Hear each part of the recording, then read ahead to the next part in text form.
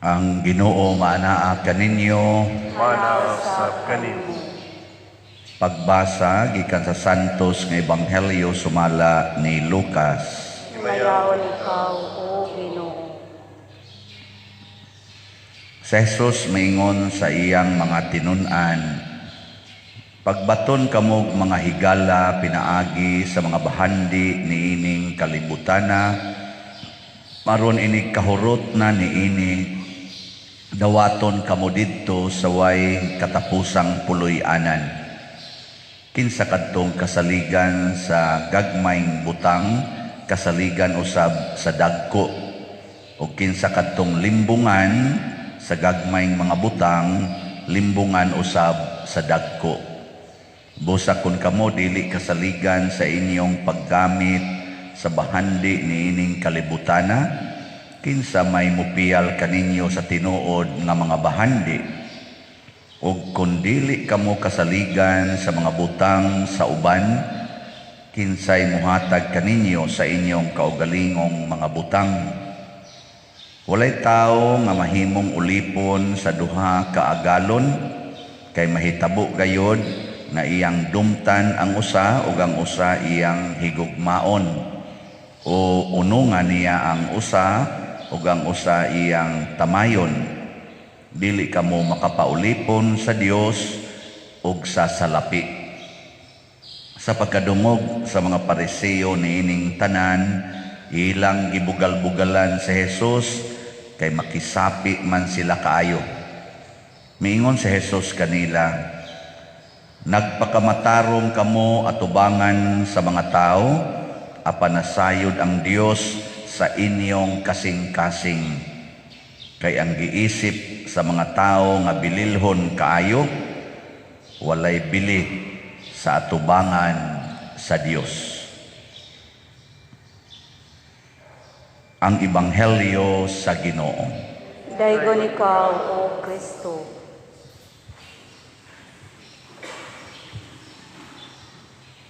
Kining maong pahayag ni Kristo, sumpay ni sa kadtong gahapon nga Ebanghelyo sumala ni San Lucas chapter 16 nga naghisgot niadtong mausikon nga piniyalan. Mauna nga si Kristo karon ang iyan sang tema pagpadayon niya istorya nga kini di ay kwarta himuon or gamito nato aron mahimong makapalangit nato ba? Gamito nato aron mudaghan ang atong higala. Mao nay saktong paggamit sa kwarta. Nya unsaon man matud pa ni Kristo, ipaambit yun hangtod mahurot. Matud pa niya diri, aron inig kahurot na niini, makabaton kamog mga bahandi didto sa langit. Hutdon gid ay ug hatag. Nya kamo, musunod mo ani dili. Og di kay ka mosunod kay mawili ka imong kuptan, ay ayaw lang kanilang ni asad, ako lang sa ning kuptan para ako sa ni awa na patay na kadiha. Nahimo na kang ulipon sa kwarta, imo naman siyang protektahan, kay kanang ulipon mo protektar man gina siyang master. Bantay mo sa mga ulipon kanang mga abisag asa ka nga ulipon kana mga sundao, ang general mo ay master, ang ulipon ang mga ordinaryo. Mao man gyud mo asda ngadto ang mag-general mo una. Kay sila may ulipon kana mga sulugoon. Adias balay ba? Kinsa may manglaba, kinsa may manglampaso, kinsa may mukatkat ngadto sa kuan. Kadtog yung sulugoon ang kuan, ang master barog-barog ra na dire. Secured kayo kay mahugo niya na. Muna din ni simbahan ang monosnos ug maayo dinhi kaning murag di ni monosnos. Ang ato mga kuan dinhi tiglimpyo ang pare lakaw-lakaw lang nighawak kanidong kana di anay kada ana o sakto na uy sayok na inan ikag dili ana iba ana mga master mo na mga master impiernohonon gina. Abisan sa inyong balay be kinsa man kuno be mo limpyo ng inyong balay, ang katabang ninyo o ikaw? Ang katabang kasabaan pa gyud. Mupay nang limpyo, mupay naglungag, kasabaan pa yun. Nang laba, inihumag pang laba, tanaw, sam ning linabahan nimo, naunsa nam ni akong sinina, natanawa, unsa ni tabuan.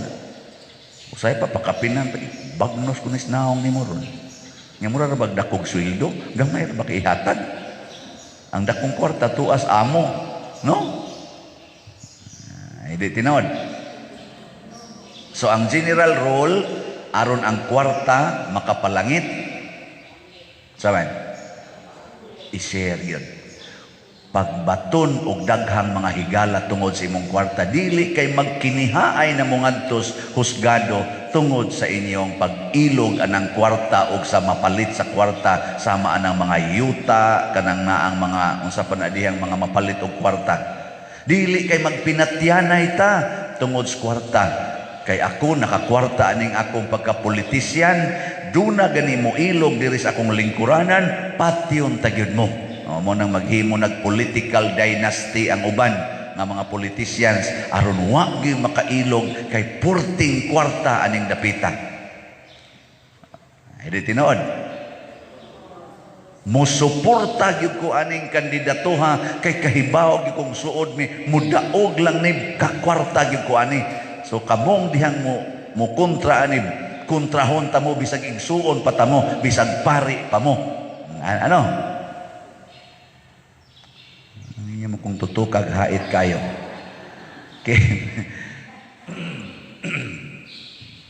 Kining akong gihisgutan nga suod na akong higala, kinis Engineer Ernesto Roldan, may he rest in peace. Usa kini ka public servant nga sa akong nahibawan siyang kinabuhi, grabe gyud ka faithful sa Ginoo o ka faithful sa iyang pagka-public servant. Usa di siya kapangulo, isi public servant, og ni-retire siya isi public servant nga gihandom gyud sa iyang mga no bang na under niya ba murag matawag na tog subordinates niya kay kanunay ganyang ipaambit ang ngalan sa Ginoo ngadto sa iyang mga subordinates og di gyud siya mudawat og mga kanabang gitawag pahalipay. Siya go ting approve, usag go siya ting approve, di gyud siya mudawat og natakdan sa dang iyang mga anak, labi na gyud ang nasuod kay nako nga iyang anak nga karon kusog kaayong mo suporta dinhi sa atong parokya. Di gyud mudawat anang pahalipay nga dili pinasubay sa legal niya nga sweldo. Public servant, grabe kaayo. Ngano man unsa may ilang ikahadlukan, ang mata sa Ginoo dili ang mata sa tao. Kanindot ano, napobre ba sila? Wa. Nadato ba? Wa sad. Manggihatagon pa? Sobra. Why dato nga makatupong sa ilang kabanggihatagon? Sa ako mga nailhan nga mga dato yun, di gid sila matupngan sa pagka-generous. Matawag pag inako usahay nga sila, kakato ka, kay mo trabaho maayo, aron maka-income. Nga ang ilasang income, ilarasang i-share ngadto sa mga taong nanginahanglan. Inana, pero wa sa gid sila ingon nga porting uyamuta. Anang ana ba? Nga kontento makis kinabuhi. Kay ang naong tuwa kanunay sa pag-ampo. Mo nay gustos Ginoo. Mo na diri sa unang pagbasa si San Pablo ug ang iyang kuyog gasigi og pangumusta og sigig pasalamat sa mga tao nga nigamit sa ilang kwarta ug sa ilang abilidad aron pagpaambit ngadto simbahan. Wa pa man sila yung mga simbahan ingon anis una, anha ra man sila sa balay. Mobita na kita dinhi simbahan, mumisa pud tag balay labi nagnaay. Pero ato lang sang gilimit kadang naay namatyan nya panahon sa kaning mga anniversaries para sa mga old age.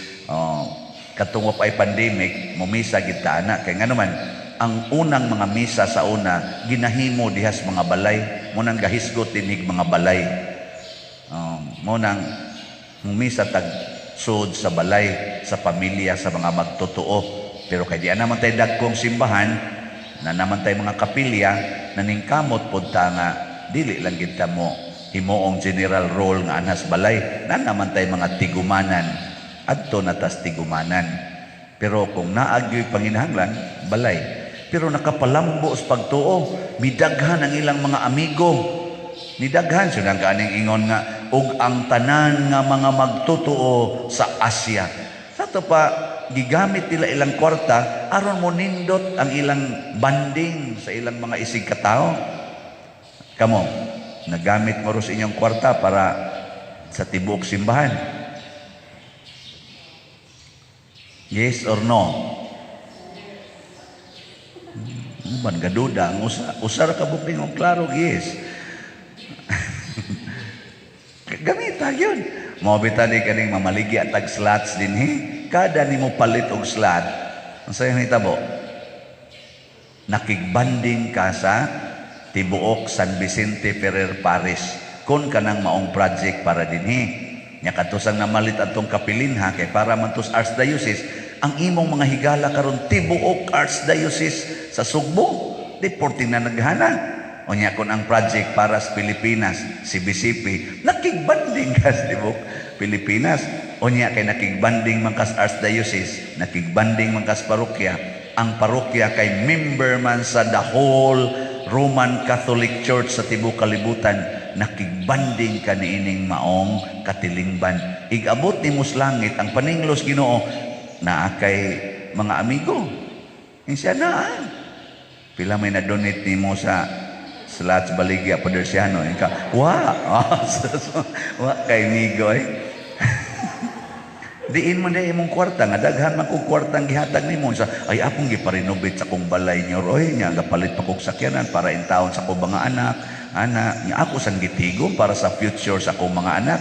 Wa jud kay gi-share sa simbahan, nagpray ra ko niyo, nagpray. Patay ka diya. Na kay kwarta inig-pray sa mas mga amigo ni San Pablo, inig-pray mo na inig-pray hatag para karon suruyan ka diyang sibot simba man ka karon nagpray man ka muhog ka sibot dili mingon ka igo na napadiroy nga ni simba ko patay ka diya asam din na padong imong giduda diyang kwarta diya sa para kaon ako unyang mahurot ang imong ginhawa kay naigo kas COVID kapugong na dili pero imo nang ihog sa kolekta ikamatay nimo maigo kas COVID, di ka maluwas, patay ka, igabot dito, buhi ka.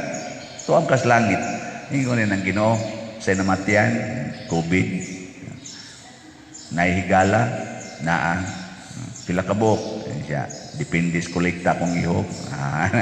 Ingon Ginoo, surti yun ka, kay karong misaha, ubay-ubay man. Dili tayo kanino, ang naong sa nako, kwarta na lang sa noon. Basta ayaw gamita ang kwarta aron mudaghan ang imong kaaway. Mao na siya pasabot sa Ginoo. Gamita ang kwarta aron mudaghan ang imong higala, daghan ang malipay, daghan ang magpasalamat sama ni San Pablo, sigig pasalamat, nakadawat sa mga hinabang. Mao na siya. Kung imo na lang gamiton paggubaan ang imong naong, siging kiskis ana imong kilay, siging himo anang imong paputi-puti, dia pakulor-kulor buhok, bayad anang para palaygit, para anang abortion, buangon ka. Siging pangural anang agianan, ana di gyud kahatag bisag dugang na lang usa ka metros para mudako-dakong agianan. Buangon ka. Para lang anang imong gamay kayo nga yuta di na nimo ihatag para sa kaayuhas publiko. Di ba? Hangol gyud kay tanan. Hinatag ra nas Ginoo, portin daghanan nimo higala. Nanglitan ron ang inyong agianan single lane ra, usa ra ka sakyanan ang makaagi. Nya na kay dako-dakong luna, imong tagaag additional nga 2 meters. O diwa na magsugat ng sakyanan, kinsa may naghatag ani agianana, kada tao mo agi dako lagi ni agianan din kinsa may gahatag ani sikon no ana iampo na to ano mga naong ninyo gatutok lang na ako di gyud mo sanong bitaw pa dir na bahala na mo diya sa di pa day kumutapos atong iampo ang atong seminarista nga na-assign din sa iyang pre-diaconate. man mo gawas. Kani ba si Brad Charles Quison. So, by the grace of God, maordinahan na siya pagkadikon, hopefully, karong December 7. So, gikan karon hangtod mga Domingo, suway mo paminaw dihas mga istorya-istorya, tagalataban man istorya-istorya, ugwa ba ni iring-iring. So, dia ang letter sa chancery, gihangyo ko i-announce nga siya ordinahanan, o niya suway og paminaw, wa bay babag sa maong ordinasyon. Ug doon na ni gitagu-taguan, palihog, ihong-honga rin ako, ha? Si Brad Charles Quison. Kita na mo sinaw basig mag-atuan sa inyong silingan, nga tuwa dito gikugos-kugos ng bata sa inyong silingan, nga nagpaila ni nga engineer, kuha na lang niya, ha? Igna ko. Nawa ang naong aning masugatan ni ninyo. So niya na ang bands, o niya ato ning ibalik dito human sa karong Domingo. Haron, kuhan. So gikan karon hangtod Domingo, paniin mo, ha? Hilig bangin mo ang mga libak-libak, mao ni pinakanindot nga linibakay. Ana bang magin, wa ka kamatikod anang Brad, wa. Yan na di mo, kita na ako dito. Susiha dayon, ug wa bay bata dito.